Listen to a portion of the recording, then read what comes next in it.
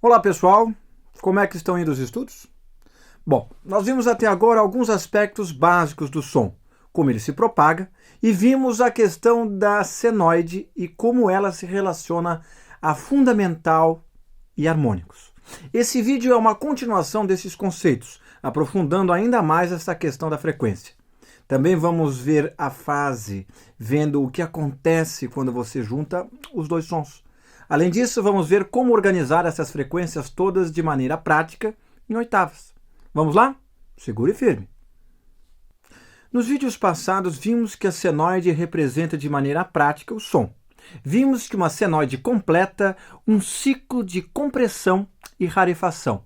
A senoide, em sua representação gráfica simplificada, nos ajuda a entender melhor os conceitos principais da onda sonora. Os mais importantes são 1. Frequência e 2. Amplitude. E o que é frequência? Frequência é a mesma coisa que altura de som. Ela é medida por ciclos, ou vibrações por segundos, na unidade de Hertz. A palavra altura tem relação com notas musicais e não com volume ou intensidade do som. Como ouvimos e falamos normalmente em nosso cotidiano, por exemplo.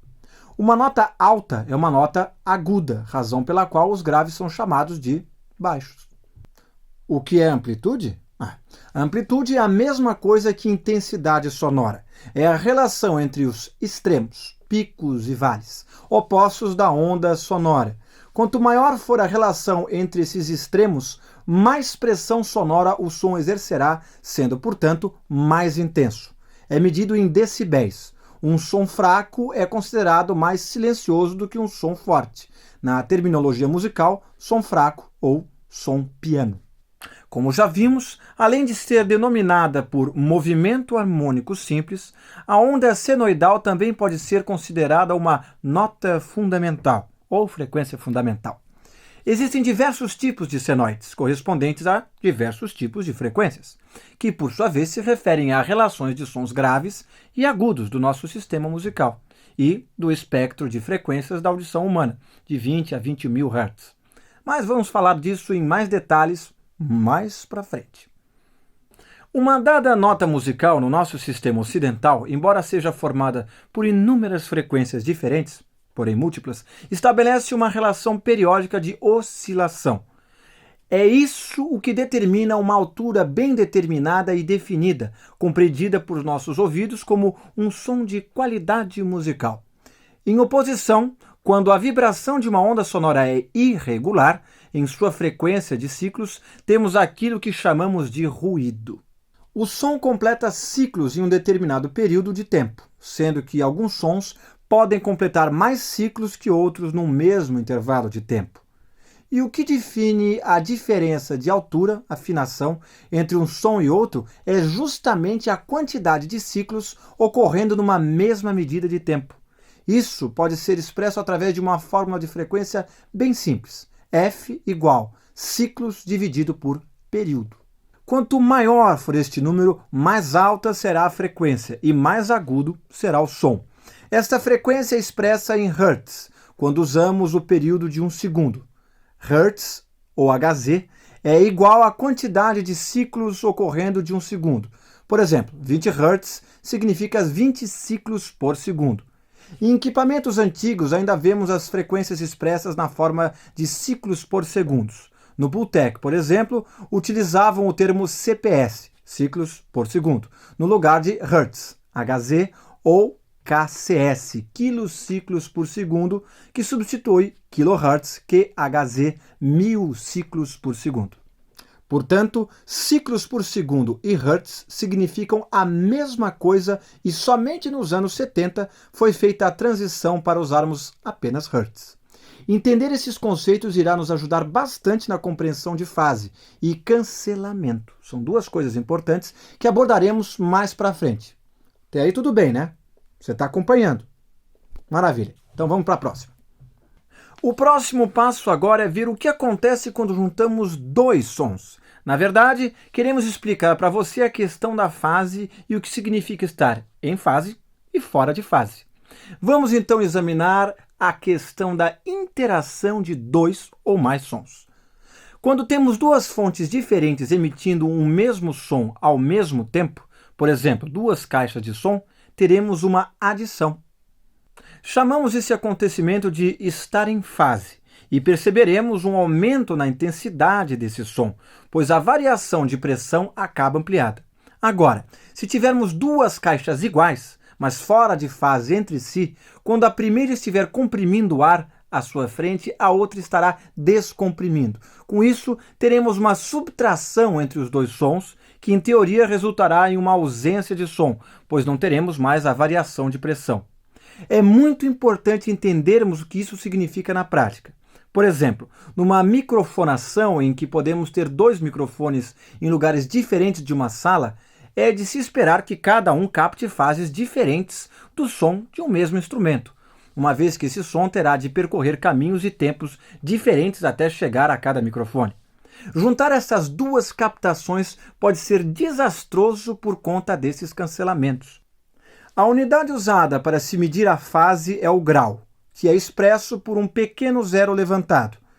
Pensando que os ciclos de um som se repetem como as voltas de um círculo, consideramos que eles cumprem 360 graus antes de voltar a repetir, e cada meio ciclo de compressão e rarefação percorre 180 graus, metade, portanto. Sons podem ser, então, descritos como defasados em x graus. Por exemplo, como seria o som resultante se tivermos dois sons defasados em 90 graus?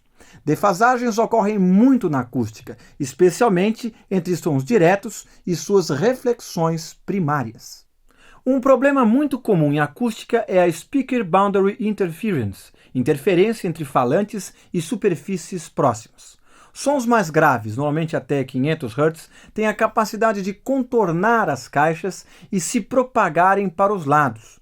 Ao refletir suas superfícies próximas, as paredes, por exemplo, elas irão percorrer um caminho mais longo e, por conta disso, acabarão defasadas em relação ao som que caminhou em linha reta até os nossos ouvidos. Ao se combinarem fora de fase com o som direto das caixas, teremos o cancelamento dessas frequências. As consequências típicas de quando escutamos sons com problemas de fase são a dificuldade de localizar instrumentos no palco sonoro e certos buracos em frequências graves. Esses problemas ocorrem caracteristicamente na transição entre o grave agudo e o médio grave e dificulta bastante o acerto da sonoridade de instrumentos graves como o bumbo, o baixo ou a parte grave da caixa, entre outros. Como último tópico por hoje, vamos ver a questão da percepção e como ela está sendo usada para uma organização de sons em oitavas. Sua compreensão é essencial para o trabalho de um técnico de áudio. Presta atenção. Observando a audição humana, percebemos que ela apresenta um decaimento gradual e acentuado nas frequências graves e uma queda nas frequências agudas. Isso significa que a nossa audição não é plana. Os sons que ouvimos podem ser organizados em três regiões básicas: graves, médias e agudas. Graves seriam o baixo e o bumbo, médias seriam o teclado e as guitarras, e agudas os pratos e o chimbal, contratempo ou hi-hat. Essas diferenças ocorrem porque as frequências que nossa voz produz são diretamente relacionadas à resposta de frequência de nossa audição. E da mesma maneira, nossos instrumentos foram construídos para emitir nesta mesma faixa de frequências. Consequentemente, nossas músicas também. Outro aspecto muito importante para examinarmos alturas e esse espectro são as oitavas. Uma oitava tem 2 vezes mais ciclos por segundo do que a oitava anterior. Por exemplo, se você tiver 250 Hz, a oitava acima disso seria de 500 Hz, 2 vezes 250. Quem estudou música conhece o conceito das oitavas. Elas dividem o teclado de forma uniforme e, o que ouvimos, em distâncias iguais. O Dó, do meio, tem 2 vezes mais ciclos por segundo, 261,6 Hz, do que o Dó, C2, uma oitava abaixo, de 130,8 Hz. No mundo do áudio também usamos as oitavas, pois é a forma mais musical de organizar as diversas frequências do espectro. Podemos aplicar este conceito de oitavas para organizar o espectro de frequências que escutamos e usar estas definições de grave, médio e agudo. Por exemplo, a oitava de 20 a 40 Hz seriam os graves. os de 40 a 80 Hz, os grave médios, e assim vai. Como vimos anteriormente, sons de diferentes frequências não apenas soam diferentes, mas se propagam de maneiras diferentes. E por isso, essas distinções são essenciais. Também podemos usar as oitavas para entender a diferença entre o ruído branco e o ruído rosa. Esses ruídos empregados em medições acústicas e de áudio apresentam todas as frequências soando ao mesmo tempo, mas com a diferença de que o ruído branco tem o mesmo volume em cada frequência, enquanto o ruído rosa tem o mesmo volume por oitava. Em uma representação gráfica de espectro por oitava, o ruído rosa seria então plano, enquanto o branco tem uma elevação por oitava, soando bem mais agudo. Estes conceitos da divisão do espectro sonoro serão usados o tempo todo em um projeto. Então, ao fazermos um projeto de reverberação, nos ocuparemos somente de 6 oitavas, 125, 250 e 500 Hz, além de 1, 2 e 4 kHz. Na parte grave do espectro, abaixo de 200 Hz, iremos investigar problemas com as ondas estacionárias e até 500 Hz iremos cuidar das Speaker Boundary Interferences. Já acima das 500 Hz, iremos cuidar das questões relevantes para o controle das reflexões primárias e tardias, que discutiremos em um artigo mais para frente. Espero que eu tenha me expressado bem. Novamente, assista ao vídeo quantas vezes você achar necessário. Se tiver dúvidas, pergunte ao seu professor do curso. Já vimos quase tudo e o próximo vídeo seria agora bem mais simples. Espero que você goste do próximo vídeo. Até lá!